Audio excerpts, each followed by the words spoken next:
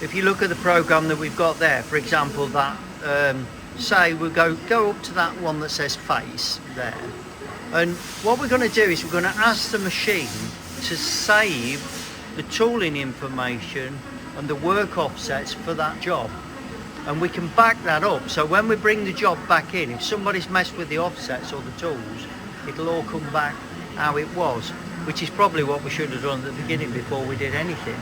So if you press that button that says archive there, you'll see one that says save setup data there, yeah, and then you've got choices on there, but we're going to save the complete tool list.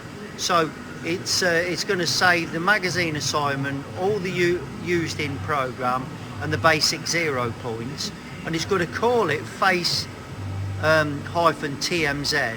So if you click OK on that, it will now produce you a program which is face TMZ. Now, if you were to then open that program, if you press import, cancel that. If you press import, so now it's saying to you, do you want me to read in the setup data? Yeah, right. And then when you press OK, just reads it all back in. But just put cancel, we don't really want to do that just in case. But what that means is that any job that you've got, you can save all its work offsets and everything. So you know it's always going to be safe.